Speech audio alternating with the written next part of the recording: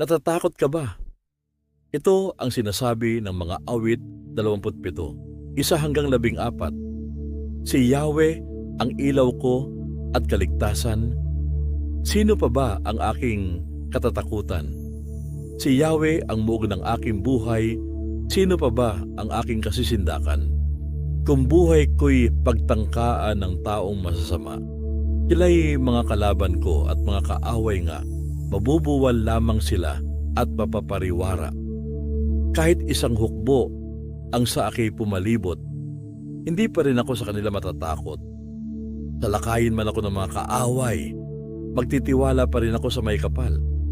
Kay Yahweh ay isang bagay lang ang aking hiniling, iisa lamang talaga ang aking hangarin, ang tumira sa templo niya habang buhay upang kagandahan ni Yahweh aking mapagmasdan at dooy humingi sa kanya ng patnubay.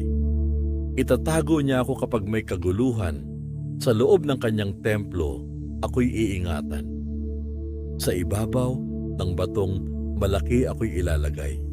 Matatalo ko ang mga nakapaligid kong kaaway. Sa templo'y sisigaw ng may kagalakan, habang mga handog ko'y iniaalay. Aawitan ko si Yahweh at papupurihan.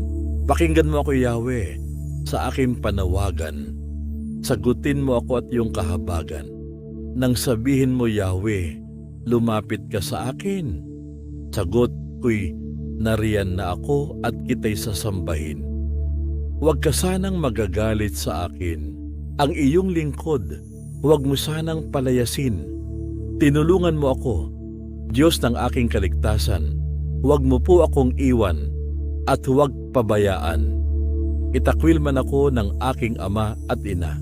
Si Yahweh ang sa akin ay mag-aaruga.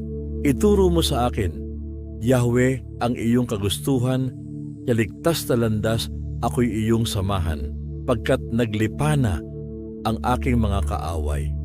Sa mga kaaway ay huwag akong ipaubaya na kung lumulusob ay mga pagbabanta at kasinungalingan ang dalang sandata. Naniniwala akong bago ako mamatay, kabutihan ni Yahweh aking masasaksihan. Kay Yahweh tayo'y magtiwala, manalig sa Kanya at huwag manghinawa. Kay Yahweh tayo magtiwala. Mga awit 27, 1-14 sa bersyon ng Magandang Balita Biblia.